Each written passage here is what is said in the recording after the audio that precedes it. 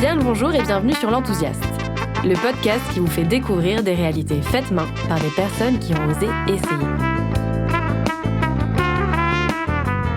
Aujourd'hui, c'est Aïda qui prend la parole.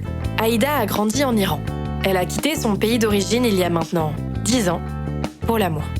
À sa façon, Aïda est à mes yeux une aventurière. Une aventurière parce qu'elle a ce goût de l'inconnu, ce goût d'aller voir au-delà de la colline, comme nous le disait si justement Corentin Leduc. Aïda a aussi une belle sensibilité à l'autre, qui l'a amenée à se faire un chemin dans le monde de l'humanitaire international. Et cet épisode va même au-delà de tout ça. Cet épisode traite également d'un sujet important, qui parfois efface les sourires des personnes qu'il concerne, la santé mentale. Alors Aïda a connu un burn-out et une dépression. Elle a le courage et la sincérité de revenir sur son vécu pour nous le partager. Alors si tu es curieux par exemple des thématiques de l'émigration, de l'humanitaire international, de la santé mentale, de l'art et de la créativité, cet épisode va te plaire, c'est une certitude. Allez, je ne te fais pas plus attendre et je t'invite à rejoindre ma discussion avec Aïda.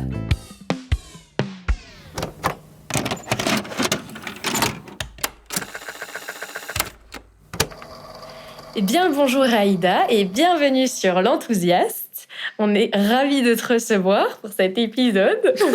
Merci. La première question qu'on pose systématiquement, c'est que je t'invite à te présenter pour tous ceux qui ne te connaissent pas, et même pour ceux qui te connaissent, tiens.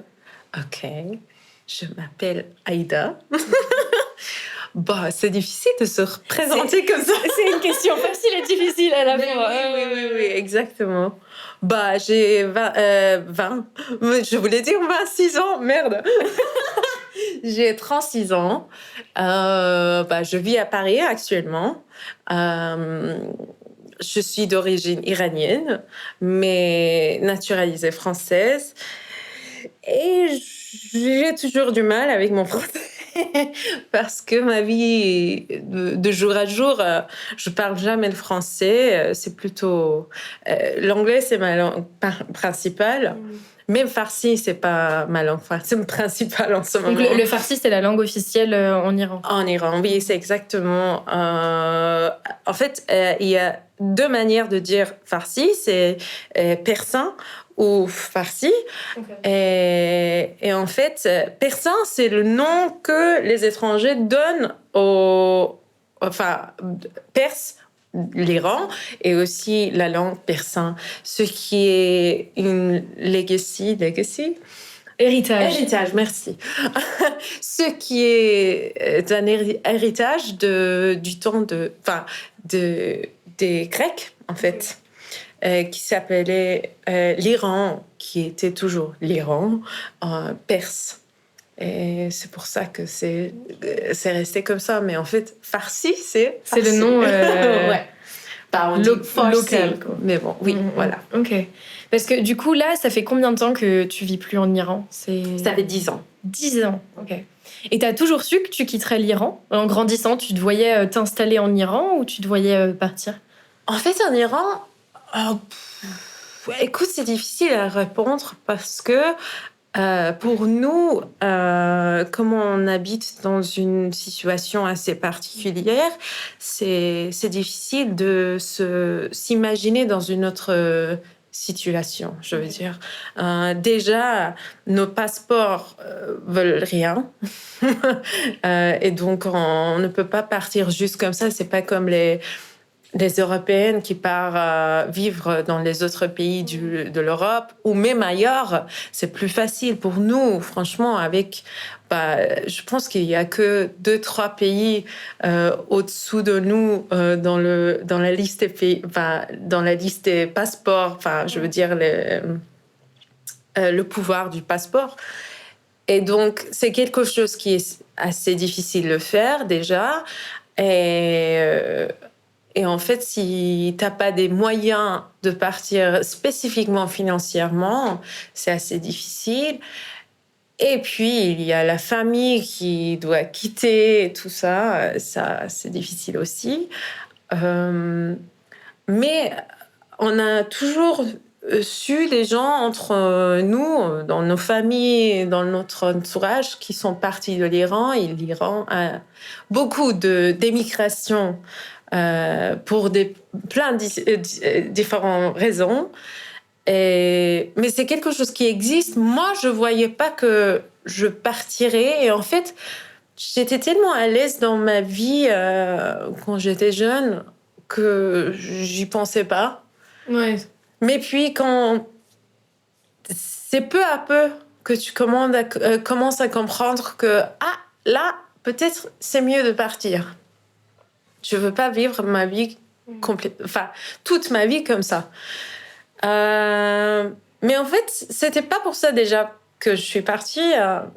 J'avais envie de vivre différentes choses. Et c'est ce que j'ai fait depuis.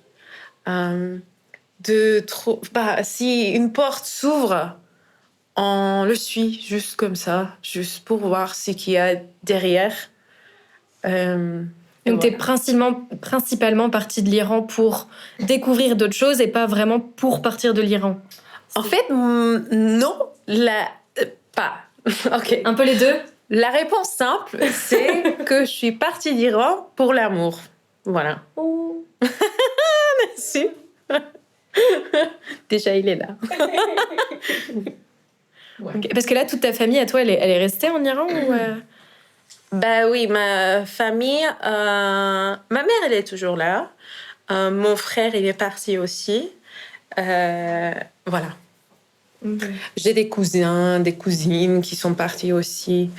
Quelques tantes, quelques oncles. Mais oui. Ouais, principalement, tout le monde est resté... Principalement, franchement, ma famille est tellement petite. Quand on faisait des soirées de famille, on était... La totalité, c'était 25 personnes. Okay. Donc, voilà. Ça te fait... Et il y a quelque chose qui te manque de l'Iran? Maintenant, pardon. J'y pense plus. Oui. Maintenant, j'y pense plus. Ok. Parce que c'est trop difficile. Parce que je peux pas y rentrer. Donc, j'essaie de n'y pas penser. Okay. Mais il y a des moments, des choses qui se passent et il y a des choses qui me manquent.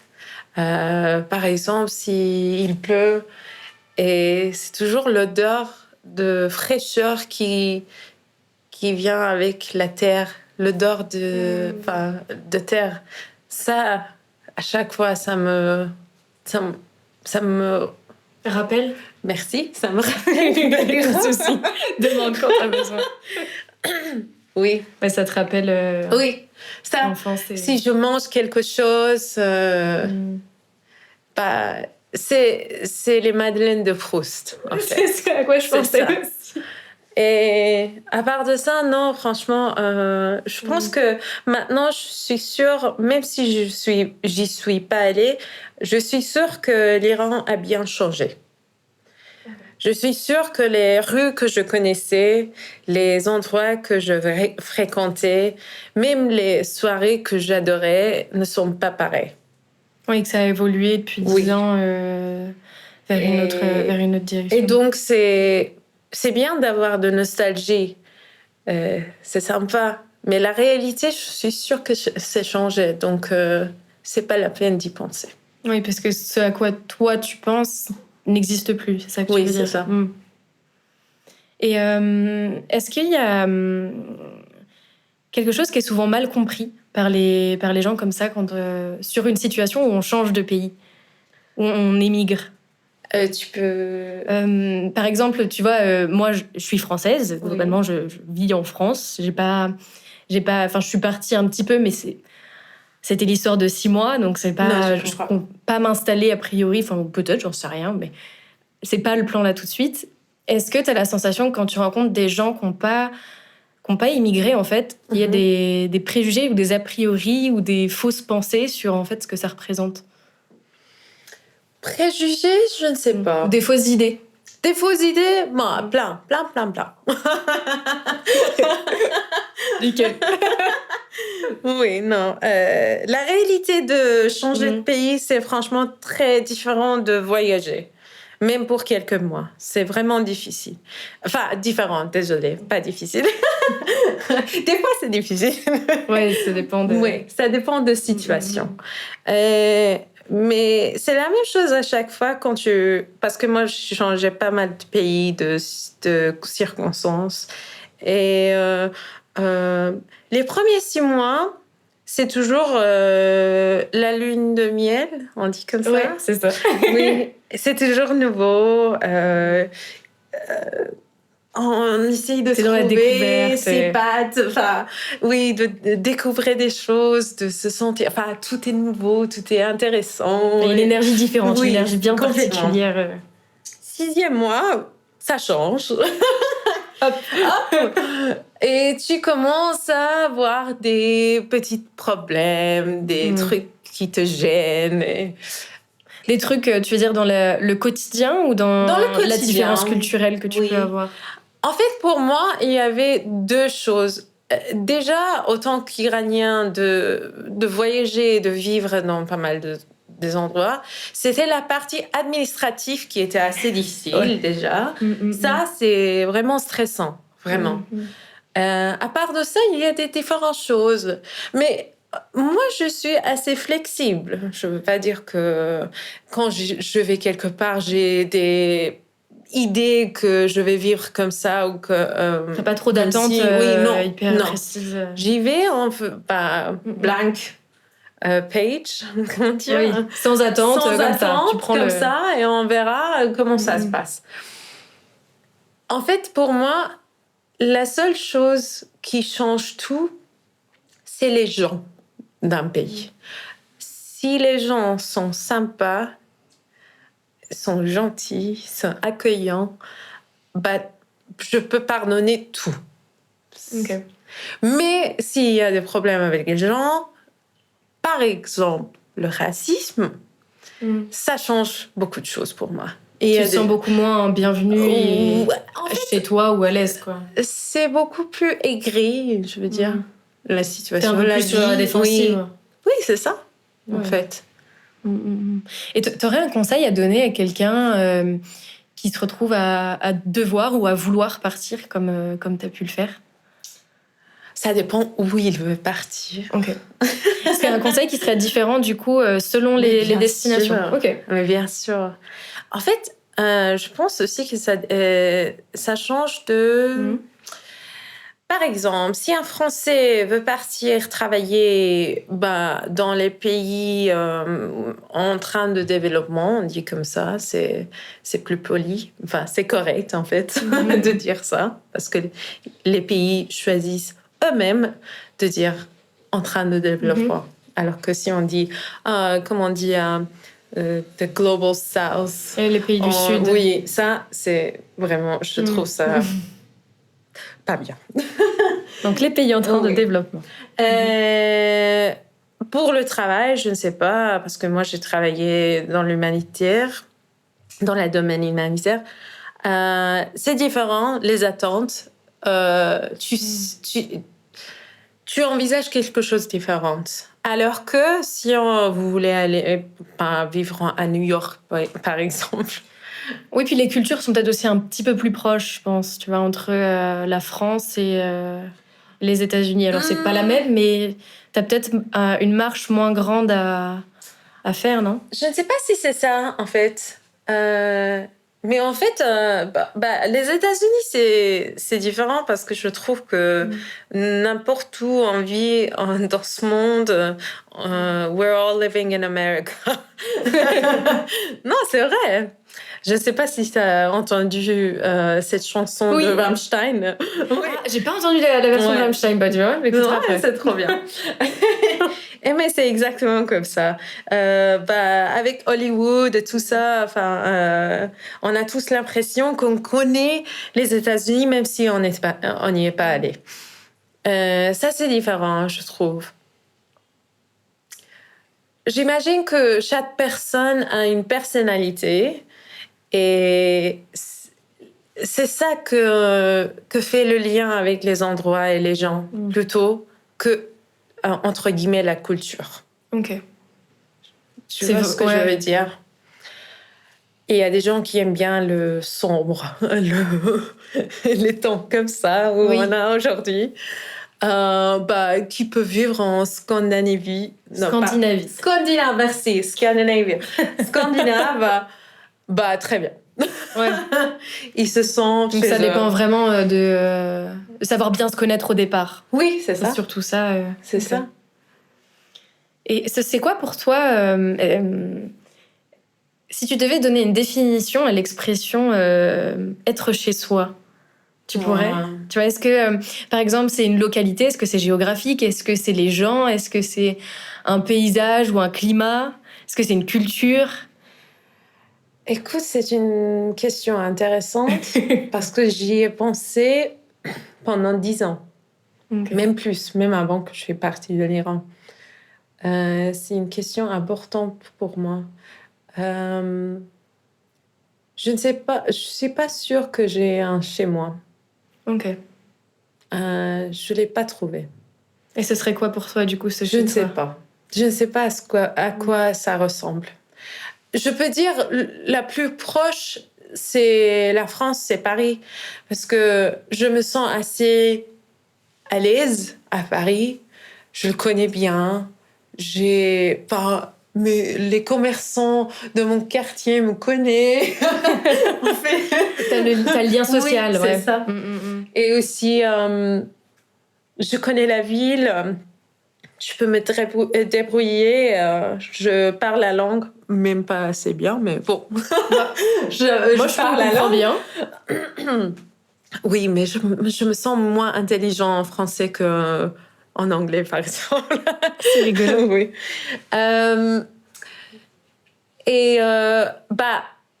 Dans les idéaux, je suis plus, comment dire, dans les mêmes pensées que les Français. Avec les Français, je veux dire. Tu te retrouves plus, en fait, dans la façon d'imaginer, de réfléchir sur certains sujets. Exactement. Je suis très critique. Comme les Français. L'esprit critique. Non, c'est vrai. Non, je blague. Mais oui, je me sens plus à l'aise en France. Mais je veux dire que j'ai toujours l'impression que je veux partir quelque part d'autre. J'ai toujours cette... à la recherche de quelque chose. De partir tout le temps. C'est vrai, c'est dans un coin de ta tête. Mais partir, c'est à la recherche de quelque chose en particulier? Ou c'est... De trouver des nouvelles choses. Des nouvelles choses. Oui. Des nouvelles choses, c'est-à-dire c'est... Des nouvelles expériences. Des nouvelles manières de regarder la vie, de connaître mieux les peuples avec des cultures différentes.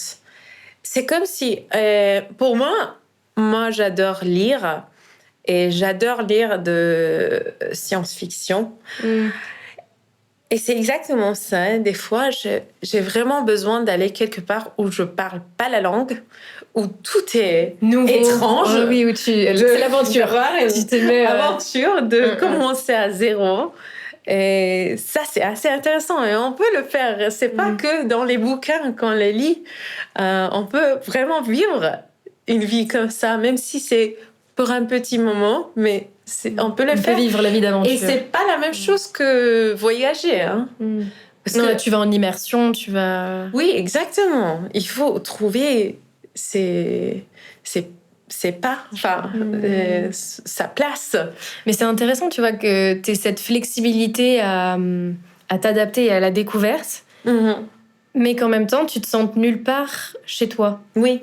Mais est-ce que quelque part, tu vois, se sentir chez soi, c'est pas un petit bout dans soi? J'imagine que oui. Peut-être moi, je manque ça. Je peux dire que je me sens chez moi n'importe où, même dans un hôtel, si j'ai mon chéri, mon chien et mon chat. Les 3 chats. Ok, donc c'est vraiment ta famille, en fait, quelque part, tes proches. Oui, je peux dire. Oui, pour moi, mes amis sont ma famille. En fait, c'est différent. Non, ils sont pas ma famille. Ils sont pas mes enfants, même si je les traite des fois comme les enfants. Comme beaucoup de monde. Comme beaucoup de monde, je pense. Ils veulent pas, mais je le fais. Et ils sont pas mes amis. Est-ce que tu as jamais entendu parler des familiers? Si, ouais. Ils sont mes familiers. Ok. Ouais. Voilà, jolie définition. Et pour revenir sur le fait que tu disais que tu travaillais dans l'humanitaire. Oui. Du coup, tu travaillais à l'ONU. Oui. Si... Je suis douée. Pourquoi Mais plutôt avec le Croix-Rouge. Okay. Plutôt avec Et ça. Pourquoi tu as décidé de travailler là-bas? Ok. Quand j'étais en Iran, moi, j'étais prof d'anglais. Prof d'anglais? Oui.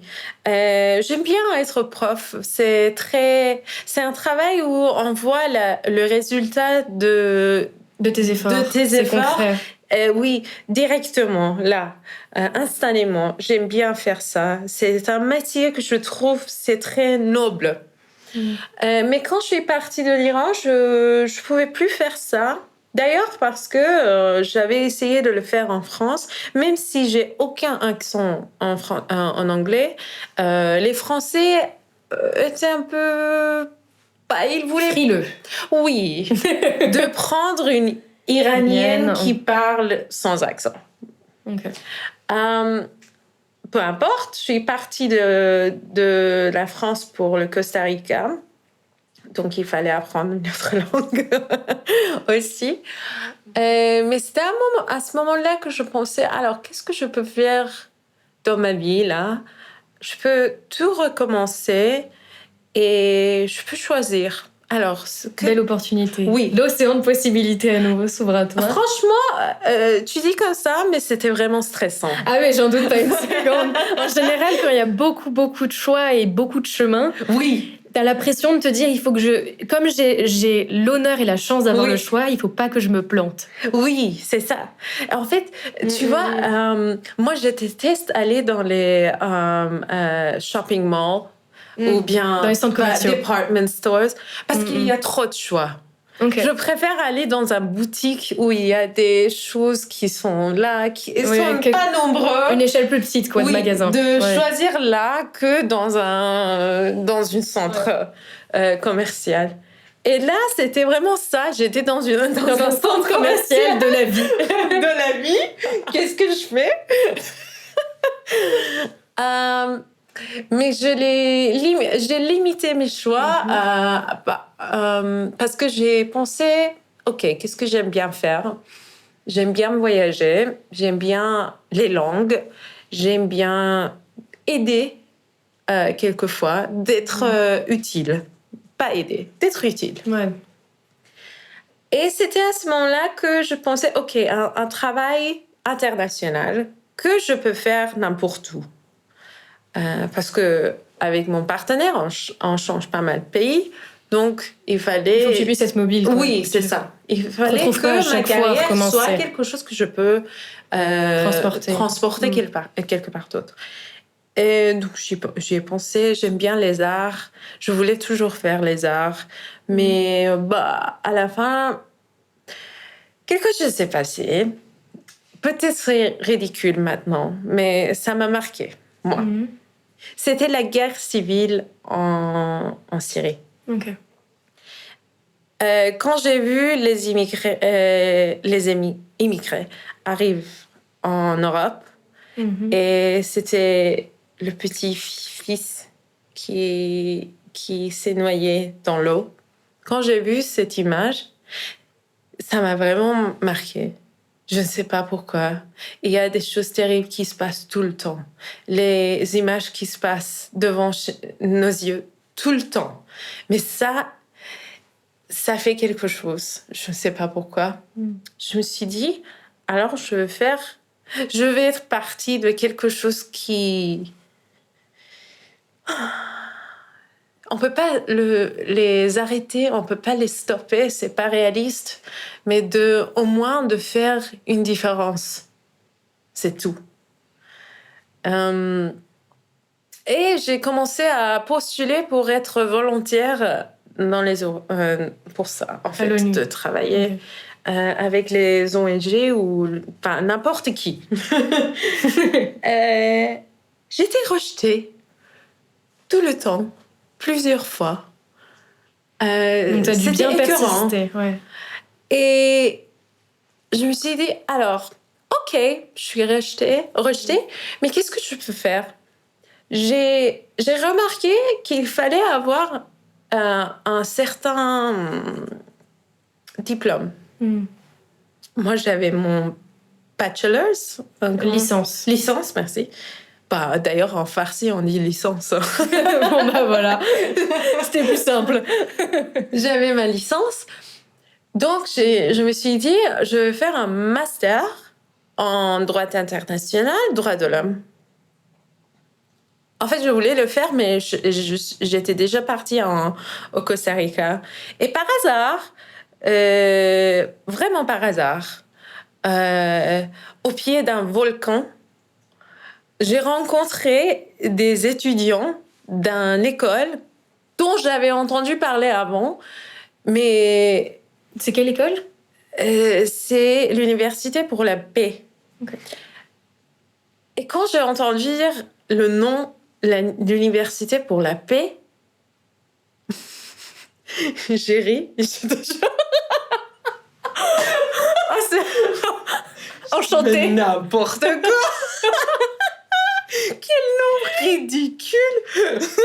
C'est quoi ce truc de hippie? Comment bien se connecter avec les gens. Exactement. Mais après, j'ai rencontré les étudiants au pied d'un volcan qui étaient en train de faire la visite. Et c'était bizarre. En fait, j'ai entendu un Iranien derrière moi. Parler en farsi? Oui. Et donc, on s'est parlé. Il m'a dit, oui, je vais à cette université. Je dis, c'est comment? Donc, j'ai investigué? Non, ça c'est enquêté. Ah, merci. Donc, j'ai enquêté un petit peu et j'ai compris que c'est l'université de l'ONU. Je me suis dit, voilà. C'est peut-être pas si n'importe quoi, finalement. OK. Ça peut être intéressant parce que moi, je pensais faire quelques mois d'espagnol avant de postuler pour une université au Costa Rica. Mais finalement, je suis partie de... Parce que là, du coup, en fait, t'as intégré l'ONU par leur université, du coup. Non. OK. J'ai postulé pour aller à l'université directement dans la partie internationale. Donc, c'était l'anglais qu'on utilisait. Et j'étais trop tard.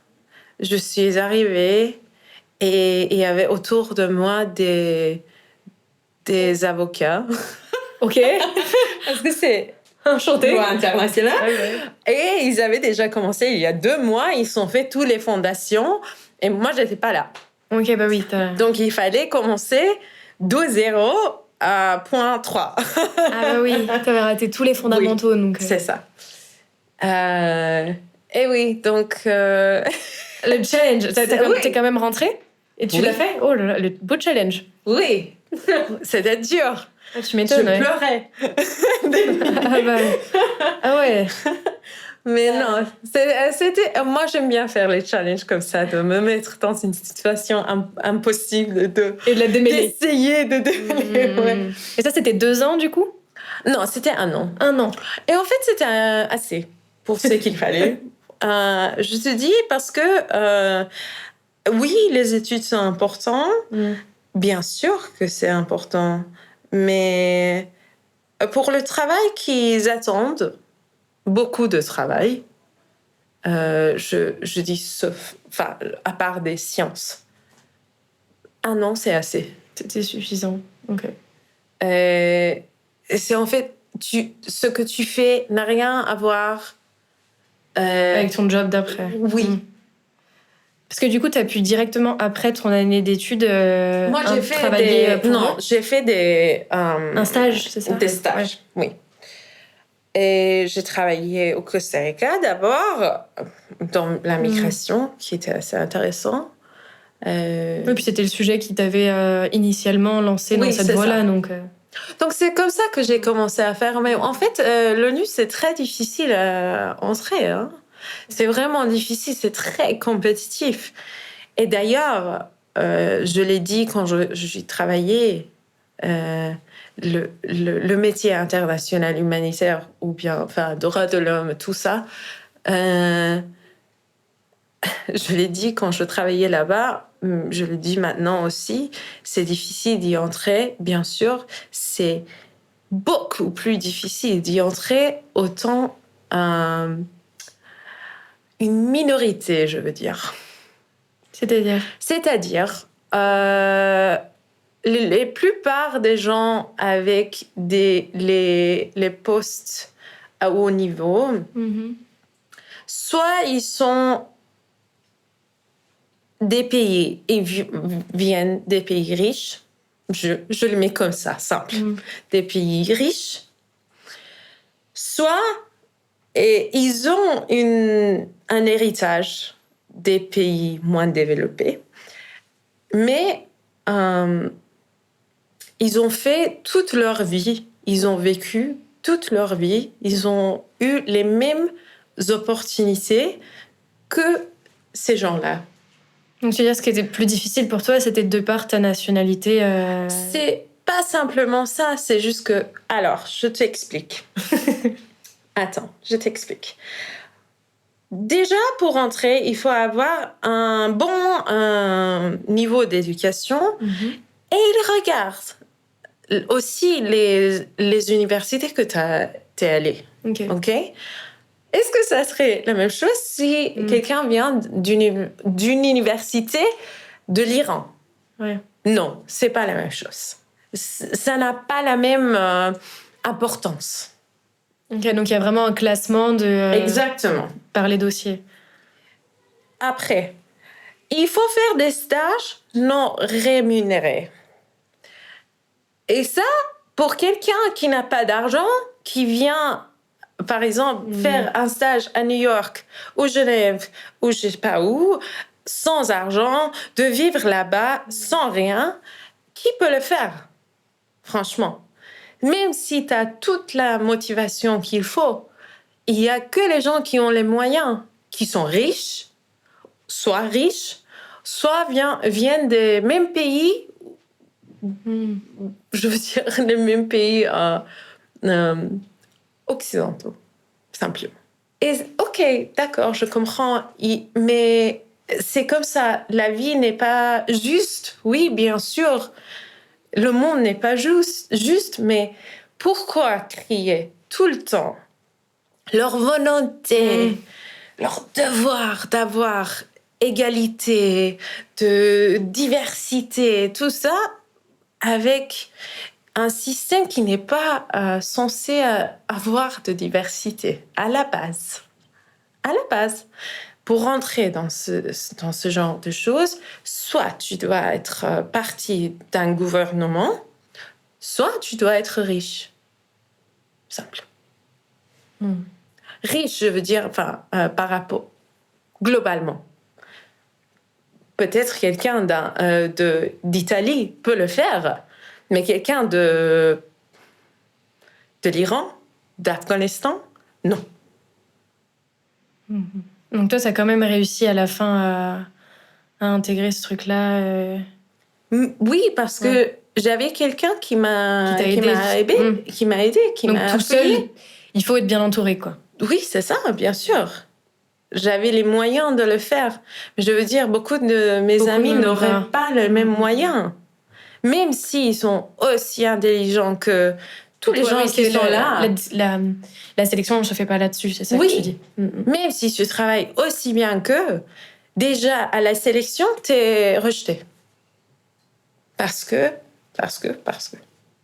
parce que c'est une compétition. Et quand les critères sont déjà visés, pas avoir de la diversité, c'est comme ça. Moi, j'ai essayé de pousser un petit peu, n'importe où je travaillais, au moins de dire des choses aux gens. Enfin, écoutez, c'est pas normal ce que vous voyez, mais bien sûr, vous êtes tous contentes qu'une Iranienne travaille entre vous. Ah oui, on a de diversité, mais vous savez que c'est pas normal que je suis ici. Ouais. C'est parce que tu étais dans le bon environnement qui t'a permis d'eux, mais les dés à la base n'étaient pas favorables à ça. Ok.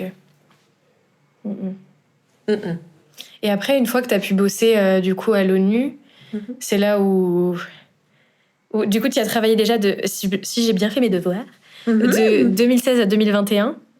Qui était? Je m'en souviens pas.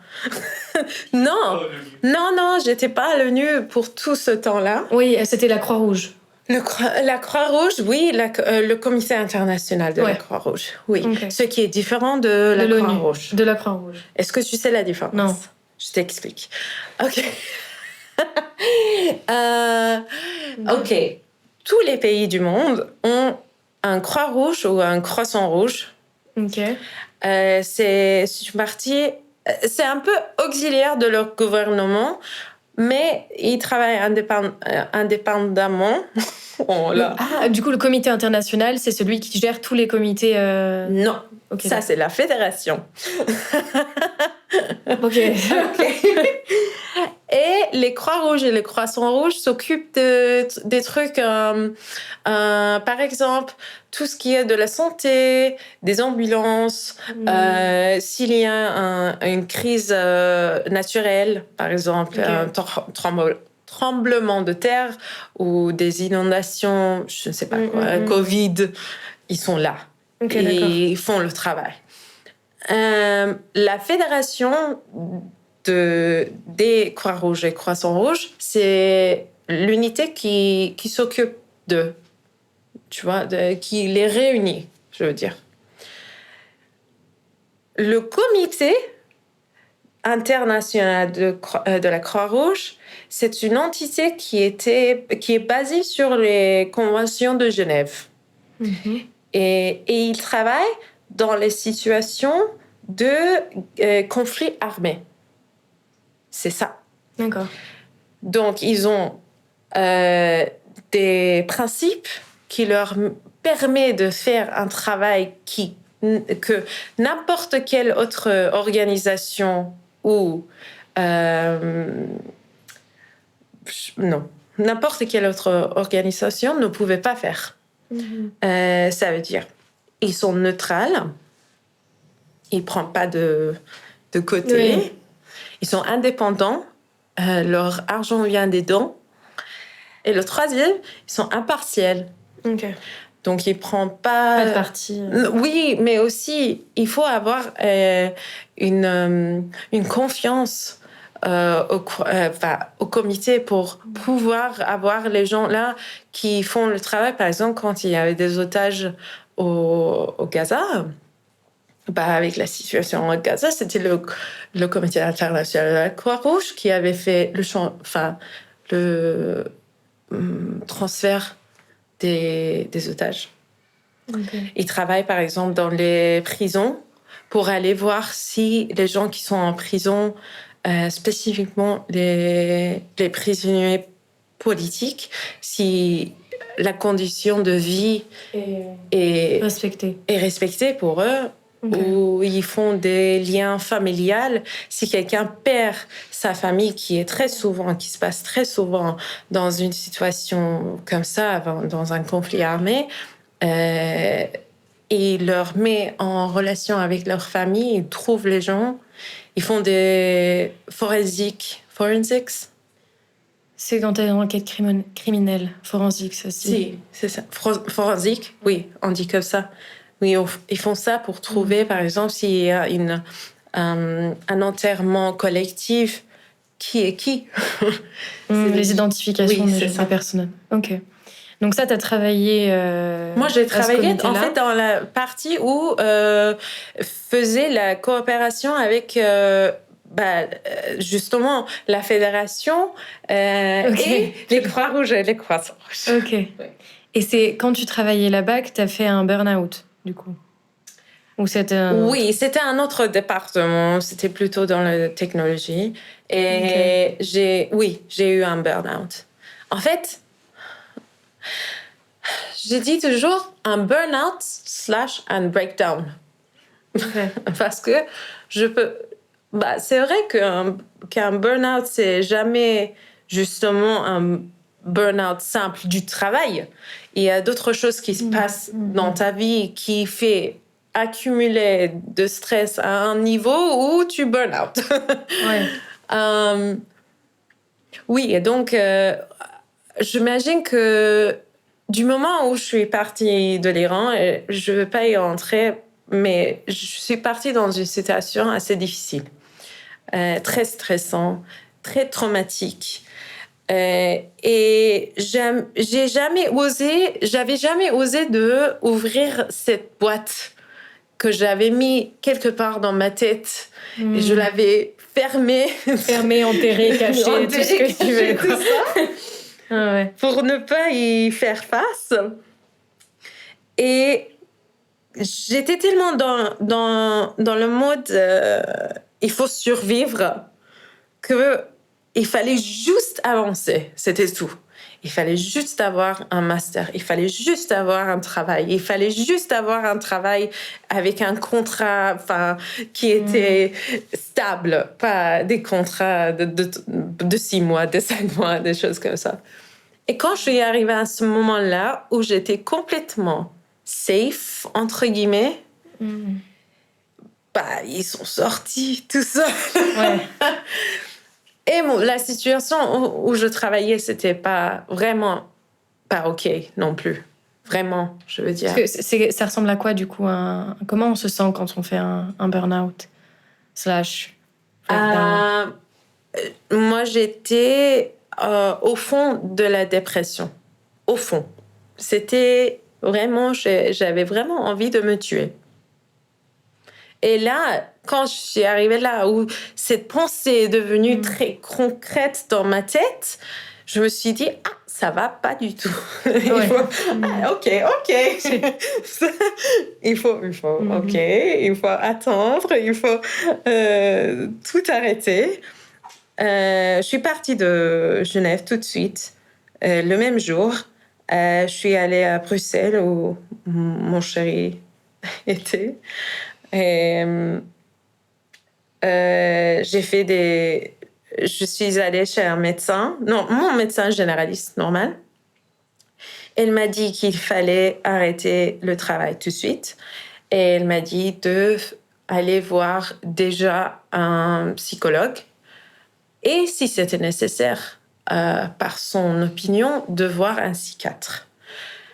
Donc, je suis allée voir un psychologue, une psychologue, et elle m'a dit là je peux pas parler avec toi parce que ta tête va dans tous les sens trop vite. Il faut que tu aies des médicaments avant qu'on peut même entrer dans cette conversation. Le travail, Et c'est comme ça que je suis allée je suis allée chez un psychiatre. Et il m'a donné des médicaments.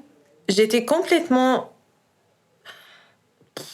J'étais pas dans ce monde du tout. J'étais comme une nuage. Une fois que tu avais pris les médicaments? Oui. C'était trop. Ça floute un peu... Oh là, c'était trop fort. Et il y avait trop mis. OK. C'était beaucoup trop. Et je pouvais même pas regarder les gens. Quand je parlais pas. Même si quelqu'un parlait avec moi, je regardais le mur. Et c'est comme ça que, en fait, j'ai allé encore chez mon généraliste. J'ai dit, écoute, ça va pas. Je suis même pas moi. Donc, j'ai trouvé un autre psychiatre. C'est important de comprendre, même si on va chez un médecin, c'est pas exactement ce qu'il faut à chaque fois. Et donc, j'ai changé de psychiatre, j'ai changé de médicaments. Après, oui, bien sûr, petit à petit, c'est devenu moins. Ouais, ça s'est ajusté, Oui, adapté. c'est ça. Et je faisais de thérapie quelques fois par semaine. Oui. Et c'est quelque chose qui se remarque avant de vraiment tomber dedans, tu penses? Ou on le remarque une fois qu'on est tombé dedans? Dans le burn-out, breakdown, dépression. Genre on peut anticiper, on peut redresser la barre avant... En fait, pour moi, quand j'étais là, je ne pouvais pas comprendre ce qui se passait. J'étais tellement stressée, il y avait trop de trucs à gérer que je n'arrivais même pas à voir ce qui se passait dans ma tête, dans mon corps même. J'étais vraiment stressée. Et je pouvais même pas voir ce qui se passait dans mon travail, c'était de bullying. Bullying? Ouais. Ouais. Et c'était pas normal. Et j'avais... Harcèlement aussi. Oui, je pouvais parler de ça, mais je ne pouvais pas parce que je comprenais pas ce qui se passait. C'était que sur moi en ce moment. Moi, je pensais que moi, j'avais tort. Ouais, se retrouve dans une situation où tu peux plus sortir la tête de l'eau, prendre du recul Mais c'est en fait, la gérer. J'imagine pour les gens, si ça arrive à quelqu'un autour de vous, c'est important de regarder les proches pour voir ce qui se passe, ce qui change. Parce que moi, j'avais ma mère, par exemple, qui me disait « Je ne sais pas pourquoi tu es devenue si agressive, je comprends pas. Tu es changée. » Et moi, je me disais parce que je suis très stressée, c'est tout simple. Ouais. Et je comprenais pas que c'était non.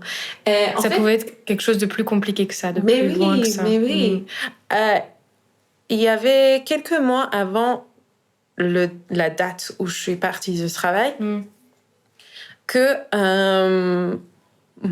quelqu'un avait fait une blague en disant ma tête, ça se démange. Et peut-être j'ai des puces. Des puces. Ouais. Des puces. Je ne sais pas pourquoi, moi, je l'ai pris au premier degré. Au sérieux. Ouais. Et pendant un mois, je pensais que j'avais des puces. J'étais si stressée. Je ne pouvais pas dormir les nuits. Je pensais que j'avais des puces. Je regardais dans le miroir tous les jours. Je suis allée chez un dermatologue en disant « Moi, j'ai des puces ». Il m'a regardé le monsieur. Il m'a dit « Madame, je vous regarde ici. Je vous jure, vous n'avez pas de puces. » Ouais. Il a fait 10 minutes. Il a regardé ma tête en disant « Madame, vous n'avez même pas des poux. Non. De pellicules. Des pellicules. Vous devez vous calmer un petit peu. Ouais. Vous avez trop de stress. » Et je comprenais pas pourquoi j'étais si stressée. Je comprenais pas où j'allais direct dans le mur. C'était que quand c'était trop tard que je me suis rendu compte ce qui était. Mais c'est important de voir les signaux avant-coureurs. Oui, quoi. c'est ça. Mais j'avais pas l'information qu'il fallait pour savoir ce qui était. Et est-ce que tu dirais aujourd'hui que tout ça a changé ton approche avec le travail? Oh là. Tu sais très bien que depuis que je suis partie, moi, je suis pas rentrée. Pas encore. D'abord, la première année, j'avais aucune confiance en moi. La première année... après que j'avais... Après avoir quitté l'Iran? Non. Ou après que j'avais démissionné. Parce que c'était quand, ça? En 2021. 2021? Okay. Ça, moi, j'ai démissionné complètement. Et Et depuis ça, pour une année, j'avais vraiment pas la confiance. Enfin, déjà, j'étais médiquée, sous médicaments. Ouais. Et c'était pas exact. J'étais pas exactement correcte. Et en fait, je me disais qu'il faut que je prenne une pause. Ouais, que tu règles un peu tout ça. Et... Oui, parce que quand on travaille ou on va en arrêt maladie, ça veut dire pas que quand ils disent oui, maintenant vous pouvez travailler encore, que c'est vrai pour toi. Oui, non. Moi, j'avais besoin de plus de temps pour me remettre. Oui, d'aplomb et oui. te sentir bien à nouveau dans ta tête. C'est ça. Et donc, je me suis dit, allez, je vais réfléchir encore de ce qu'il faut faire. J'imagine que j'ai pris une mauvaise décision quelque part. Parce que là où je suis, je ne veux pas être. Je suis arrivée à l'endroit où je voulais, mais apparemment, c'était « Be careful what you wish for ». C'est exactement ça. Faites attention aux vœux. Oui, c'est ça. À vos souhaits. C'est ça. Parce que peut-être c'est pas exactement ce que tu voulais. Et donc, pour une année, j'avais vraiment besoin de ce temps. Et en fait, à chaque moment que je pensais à postuler encore pour travailler, j'avais un peur, mais que je sentais dans mon ventre physiquement, pas seulement quelque chose dans ma tête. Mon cœur qui battait. Ouais, ça t'angoissait. Oui, c'est ça, c'est ça. J'avais vraiment pas confiance en moi. Je me pense, comment je peux expliquer ce qui est arrivé à moi? Comment je peux expliquer cette absence? Parce que je sais très bien qu'il faut expliquer cette absence. Comment tu peux l'expliquer? Je ne sais pas. Je ne sais pas encore. Il faut trouver un bon moyen de le faire à un moment donné. Oui, mais c'est pas très vite qu'on peut se mettre au bout. Enfin, oui, ça prend du temps de se remettre d'aplomb, de trouver les réponses qu'on cherche. Oui, c'est pas que maintenant j'ai pas de stress, ça va. C'est aussi ce qui ça fait dans ta tête, de l'image que tu as de toi-même. C'est important. Je ne sais pas, peut-être parce que c'est peut-être parce que je suis une femme qui pense beaucoup à est-ce que j'ai la capacité de faire ce travail? Oh là là là. Parce qu'il y a beaucoup de gens qui disent bon, n'importe quoi. Mais bien sûr que j'ai la capacité de faire ce travail. C'est encore un autre sujet, ces questions-là. Ouais. Même si le travail est facile, moi, j'ai toujours... Avant d'y arriver... La confiance en ses compétences et son aptitude à faire les choses, à son droit à s'autoriser à rater. À chaque fois que je regardais une annonce pour postuler pour un job, je vois, ils ont 10 critères, j'ai 9. Peut-être il faut pas c'est insuffisant. Postuler, c'est pas suffisant. Tout le monde dit, même si t'as 3, postule. Oui, t'as rien à perdre, t'as tout à gagner. Non, c'est pas ça, c'est juste que il y a beaucoup de gens qui n'ont pas tous les critères qui décrochent la poste. C'est le poste. La poste, c'est quelque chose. C'est autre chose. Ok. Mais du coup, ça a changé quoi, ton rapport au travail? Ça a changé quelque chose? Comment est-ce que tu t'imagines ta vie pro ou...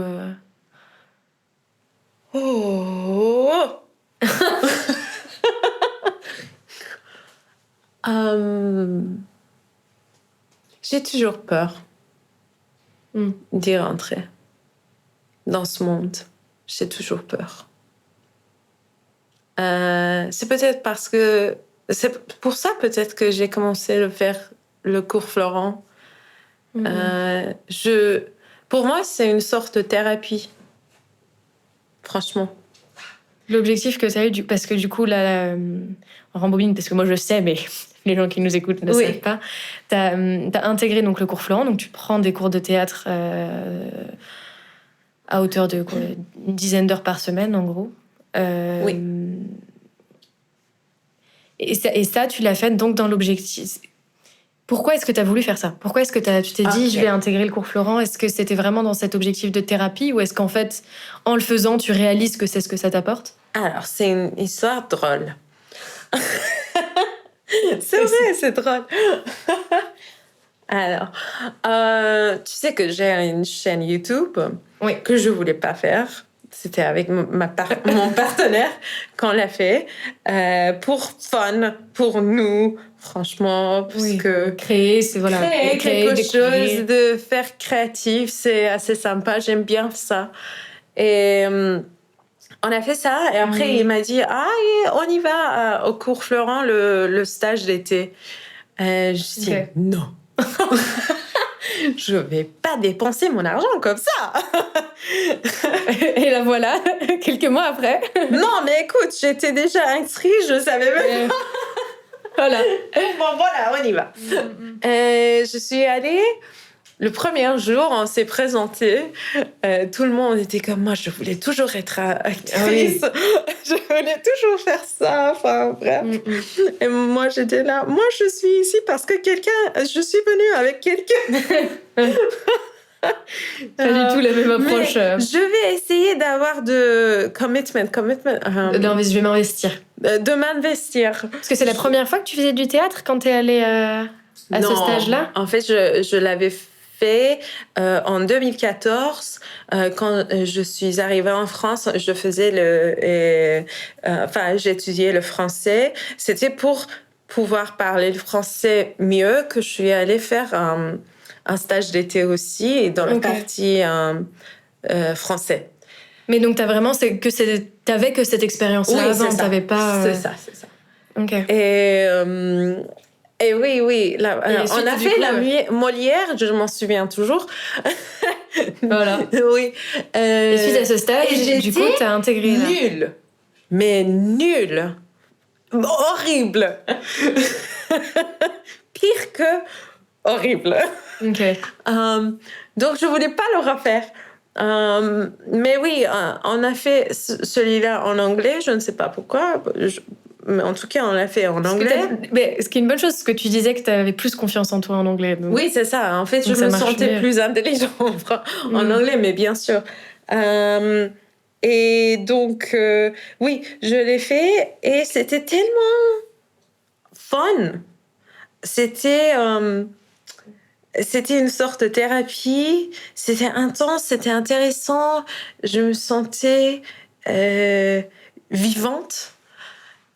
Et après ça, je me suis dit, s'ils disent que tu peux accéder au cours normal de cours Florent, je dirais non, parce que je veux trouver un travail, il faut travailler. Mais quand j'ai reçu l'email, j'étais tellement contente d'avoir été acceptée quelque part. Ouais. Je ne sais pas pourquoi. Et je me disais, ça serait drôle. Et en fait, autour de moi, j'ai des gens qui sont beaucoup plus âgés que moi. Et il y a des gens qui ont 60, 70 ans, par exemple, autour de moi. Et j'ai vu que ces gens-là étaient en train de juger leurs décisions. Décisions à eux, tu veux dire? Oui, dans leur vie. Pourquoi, quand j'avais 30 ans, j'avais pas fait ça aussi? Et quand j'ai vu ça, c'était un moment magique que toutes ces pensées se sont réunies à ce moment-là. Avec mes anxiétés de rentrer au travail et tout ça. Je me suis dit, voilà, c'est le moment de le faire ou jamais. Donc, ok, je vais le faire. C'est hyper rigolo parce que justement, tu vois, là, dans les petits outils, je pensais à reprendre ses études à 30 ans, justement, qui peut, je sais, pour certains, être un frein, une peur, justement. Toi, au contraire, c'était l'ouverture au possible. Ouais. C'était une porte qui s'était ouverte et il fallait entrer. Il fallait entrer, et puis entrer. Pourquoi pas? Il faut entrer. Oui. Mais je sais. Et t'as réussi à pas te juger en le faisant? En fait, C'est intéressant parce qu'après, je suis partie, je suis allée à Genève pour voir mes amis. Et en fait, j'étais quelque part d'autre dans un événement où j'avais vu mes amis et mes collègues de travail. Et il y avait une partie de moi qui disait, mais écoute, moi, je suis restée ici alors qu'ils sont avancés. Ouais. Est-ce que j'ai tort? Est-ce que je dois changer d'avis? Qu'est-ce que je suis en train de faire?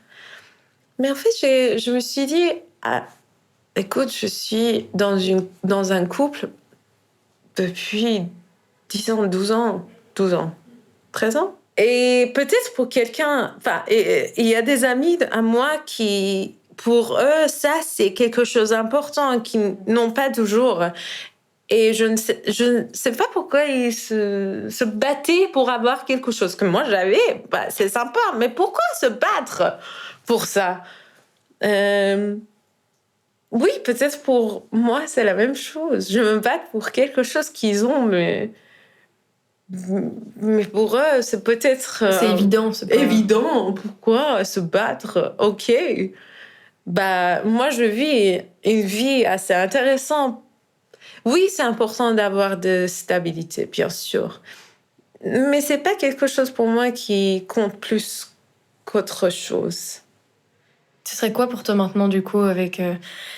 Et on dit tout ça, ayant un peu vu tout le chemin que tu as fait, ce serait quoi que tu mettrais en priorité? Je ne sais pas. OK.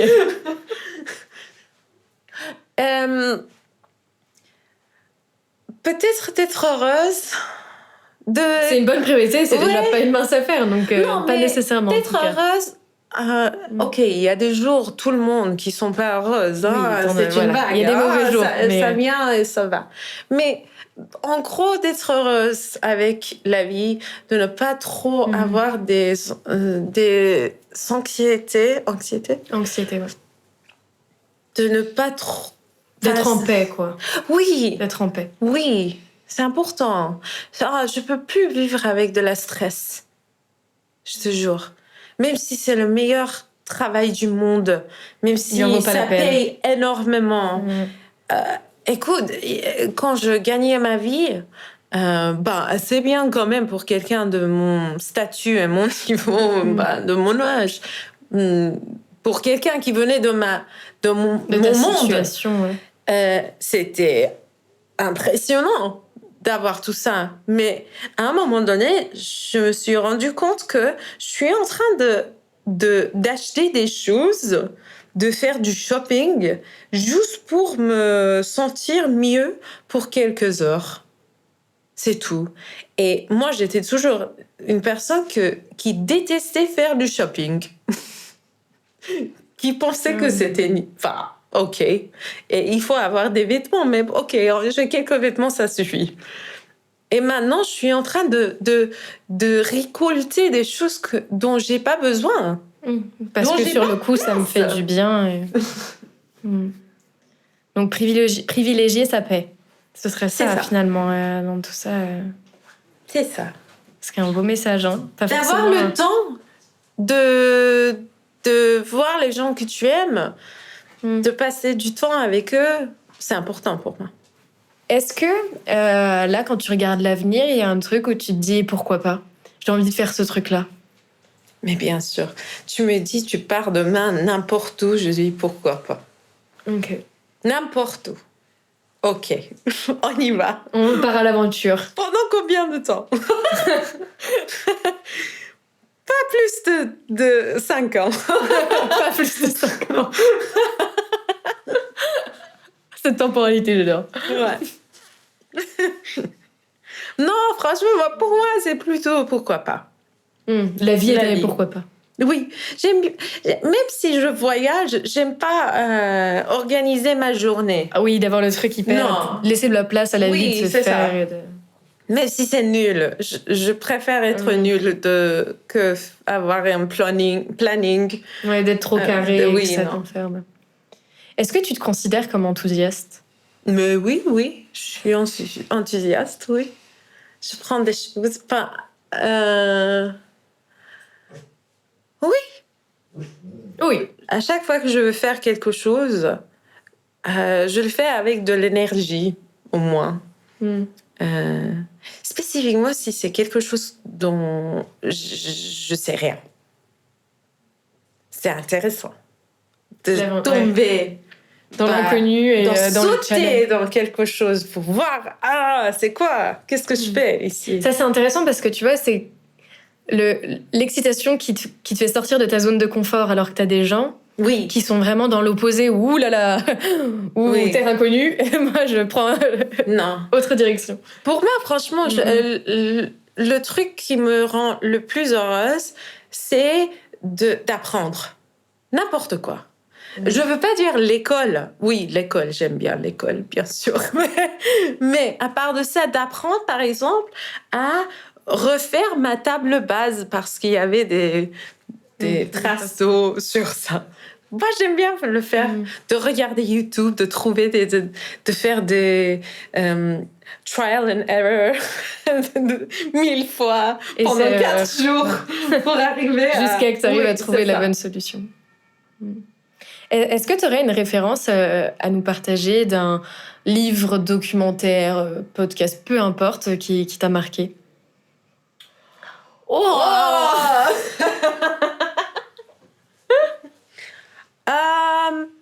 Écoute, j'écoute pas des podcasts. Ça peut être un livre, un film, une pièce de théâtre, que sais-je. Une référence que tu aurais envie de partager. Il y a un podcast, une station, un programme de radio que j'aime bien, mais c'est en farsi. C'est vrai, c'est en farsi. Et c'est une émission comique de ce qui se passe en Iran. Parce que c'est la seule manière avec laquelle je peux digérer ce qui se passe en Iran avec de la comédie. Parce que c'est tellement dingue et c'est tellement énervant que c'est que la comédie qui peut m'aider à écouter à ce qui se passe. C'est ma seule moyen d'avoir un lien avec les nouvelles de l'Iran. Et à ça. Ça s'appelle comment? Radio Pasfarda. Tu me l'enverras. Parce que là, je pense qu'on n'est pas beaucoup, être capable de l'écrire. Oui, Radio Pasfarda, ça veut dire. Et c'est une partie de Radio Farda, which is le radio de demain, ça veut dire ça. Et Radio Pasfarda, ça veut dire le radio de lendemain. D'accord. Oui. C'est drôle. Et puis, alors, émission télé, film, émission télé. Il y a quelque temps que j'ai vu Derry Girls. Tu connais Derry Girls? C'est une émission, irlandaise, de Netflix.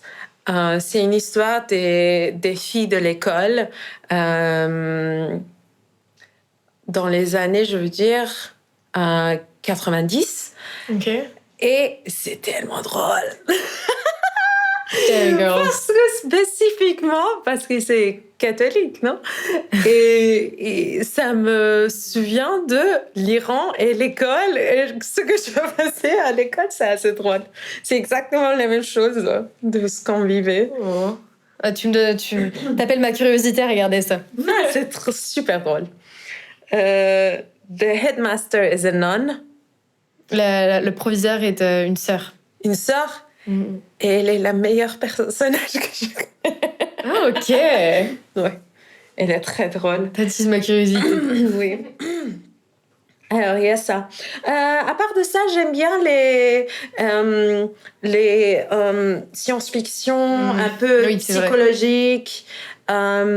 J'ai vraiment aimé Inside Number 9. Ok. C'est une émission avec, j'imagine, c'est BBC. Ok. Dark. Récemment, je peux pas dire. Déjà, tu nous en as fait 4, c'est très bien. Ouais. Déjà des beaux devoirs à tout regarder. Voilà. À tout regarder déjà là entre l'émission et pour lire, les séries. Je peux pas décider pour les livres. Ok. Je peux pas. J'aime trop beaucoup de choses. Je ne sais pas dire. En ce moment, je suis en train de lire Hyperion, Ok.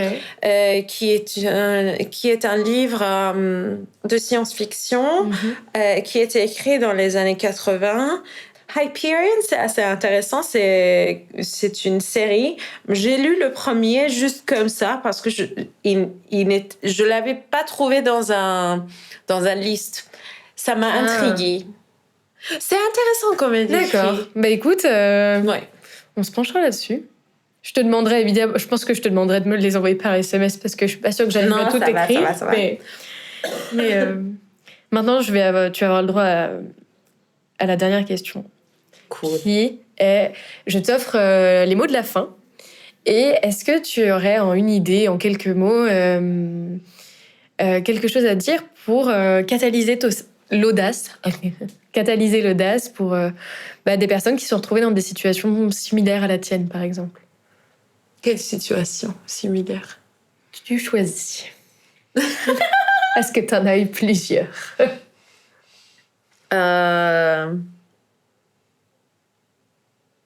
Si j'ai des quoi? Si tu as en un mot ou en une idée, quelque chose à faire passer. Dans un mot. Un mot. Ou une idée, comme tu veux. C'est toi qui choisis. Oh là, une idée. Ouh, intéressant. Ok. Challenge, oui. N'ayez pas peur de l'inconnu. C'est une très belle phrase de fin, moi, je trouve. Non, c'est vrai. Bien. C'est une très belle phrase. Est-ce que tu aurais un ou des liens vers lesquels rediriger les personnes qui auraient envie de par exemple, notamment ta chaîne YouTube ou des petites choses comme ça? Bah, s'ils veulent le regarder, mais c'est en anglais. En fait, je sais pas si c'est intéressant pour les gens à Paris. Enfin, en France. Parce que c'est rigolo. C'est rigolo et en fait, c'est plutôt pour les gens qui ne sont pas français de savoir ce qui se passe. Enfin, dans mon expérience à Paris ou bien la couture française, comme je l'ai vécu. Mais je ne sais pas comment expliquer ça parce que c'est tellement ici et là les idées que j'ai fait. Et bien, en vrai, c'est une très bonne manière de faire un teaser de sa chaîne YouTube parce que maintenant, il faut les regarder. Oui, j'ai parlé de la crise de trentaine pour les femmes, dont j'avais eu. J'ai parlé des quartiers de Paris, de Proust et ses madeleines. Donc il y en a pour tous les goûts. Et c'est Amusing Aïda. Si je me trompe pas. Amusing Aïda. Parce qu'il y a 3 différentes manières dont tu peux l'interpréter. Ok. Amusing Aïda means amusing. Donc amusante, marrante. Amusante. Musing, quelqu'un qui réfléchit. Muse, someone who's musing, thinking about things. Quelqu'un qui réfléchit. Avec de la créativité. Ok. Et amusing Aïda, Aïda comme like a muse for someone else. Ah. Okay. La muse de quelqu'un d'autre. Oh, c'est poétique, c'est joli. Merci. Écoute, merci beaucoup pour le temps que tu as pris pour partager avec nous. Merci beaucoup d'être venue. Avec plaisir. C'était drôle. Tu m'as fait penser à des choses que je n'avais pas l'audace de penser. Dans le bon sens du terme, j'espère. Oui, non, c'est dans le bon sens, oui. C'est bien. Merci beaucoup. Merci à toi.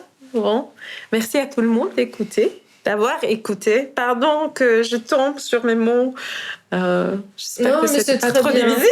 Mais oui, ce sera très bien. Okay. T'inquiète pas. Moi, j'ai compris. Hein. Voilà. Maintenant, tous les autres, ils auront la pression pour comprendre parce que moi, j'ai dit que je comprenais. Pas trop bien. On est fini? Oui. Ouais. Merci. Merci d'avoir écouté cet épisode jusqu'au bout. Épisode qui, je l'espère, vous a permis de découvrir de nouvelles possibilités et pistes de réflexion. Je m'appelle Louane et aujourd'hui je me suis dit « et pourquoi pas ?» Et vous ?